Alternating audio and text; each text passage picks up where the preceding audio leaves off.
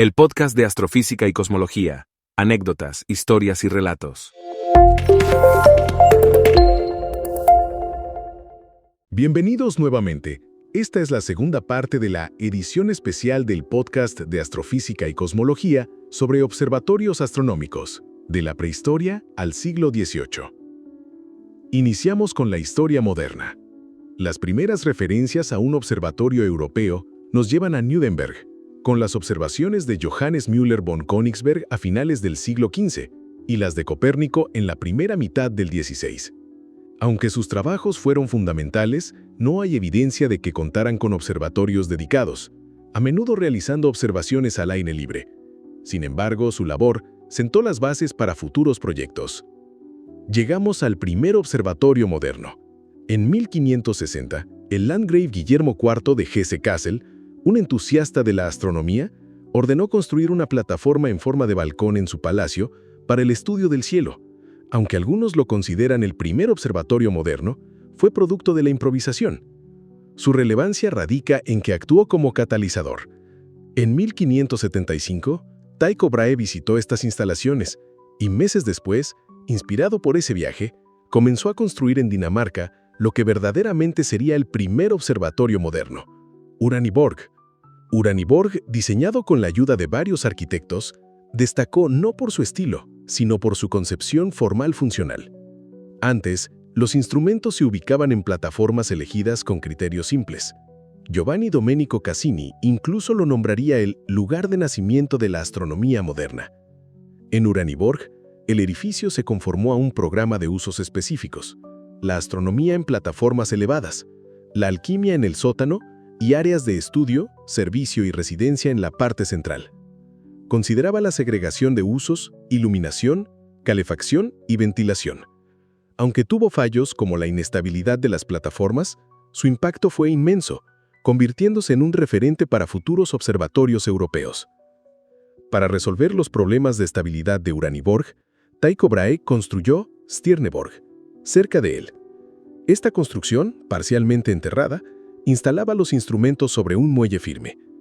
Stjerneborg agrupaba habitaciones especializadas para cada instrumento, con cubiertas específicas, cúpulas, losas desmontables y pisos adaptados a las condiciones de trabajo.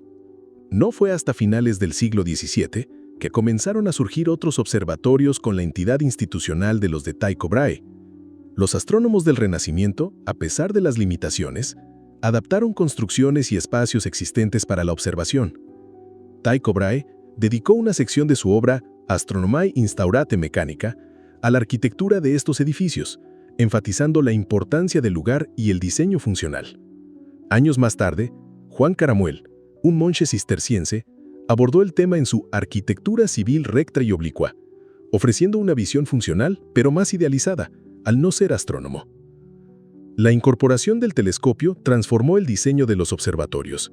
Al principio, los telescopios eran pequeños y manejables, lo que permitía a muchos astrónomos observar desde ventanas, balcones o jardines de sus casas.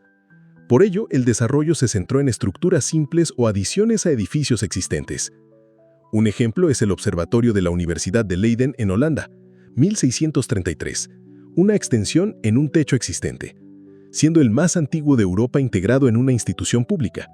El Rundetårn en Copenhague, a pesar de su complejidad arquitectónica, con una rampa espiral que lleva a una plataforma a más de 40 metros de altura, carecía de las características necesarias para un buen observatorio, como reconoció su director, Ole Romer. El crecimiento de los telescopios, buscando mayor magnificación, generó problemas de estabilidad. Esto se resolvió con instrumentos de cenit que se instalaban verticalmente en estructuras que aseguraban su fijación y equilibrio.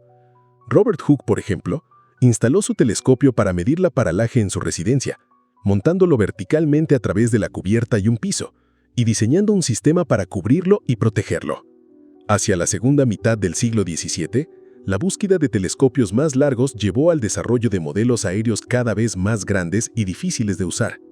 Estos instrumentos ya no cabían en los edificios y su exposición a los elementos dificultaba las observaciones.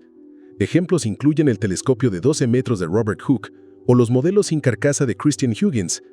Johannes Hebbiol, quien inició observando desde el techo de su casa, terminó instalando un telescopio gigante al aire libre fuera de la ciudad. suspendido en un poste con tirantes, requiriendo un equipo de colaboradores para su compleja operación. Heviol, y en su Maquinae Celeste 1679, incluso presentó un proyecto teórico de observatorio con una gran plataforma y una torre giratoria para suspender telescopios. Por su parte, Romer trasladó sus observaciones a su casa, adaptando un telescopio de tránsito meridiano a una habitación orientada al sur, buscando estabilidad y climatización. El Observatorio de París nació en la Ilustración, como respuesta a la Académie des Sciences, buscando simbolizar conocimiento y renombre. Claude Perrault lo diseñó con un carácter monumental, parecido a un palacio. Afortunadamente, Giovanni Domenico Cassini se unió como consultor, aportando conocimientos astronómicos que llevaron a cambios de diseño, resultando en un edificio que albergaba tanto la actividad científica como funciones de servicio, con innovaciones como la cubierta plana. Finalmente, llegamos a la introducción de la cúpula. El observatorio de Greenwich tuvo un objetivo funcional y práctico: desarrollar la navegación para las rutas comerciales y el dominio militar. Sir Christopher Wren, profesor de astronomía y arquitecto, colaboró con los astrónomos Flamsteed y Hooke. Aunque el proyecto cumplía las condiciones para la astronomía de la época, las restricciones económicas obligaron a usar una estructura existente, impidiendo una correcta orientación, lo que llevó a adaptaciones y extensiones a lo largo del tiempo. El Observatorio de San Fernando en Cádiz, España, tenía un propósito similar al de Greenwich: mejorar la navegación, además de estar vinculado a la Academia de Guardamarinas para investigación y formación. Inicialmente se ubicó en una torre del Castillo de la Villa, pero su funcionamiento era complicado. Años más tarde se trasladó a un edificio diseñado por el Marqués de Ueña, que incluía espacios para la astronomía, cálculos y servicios.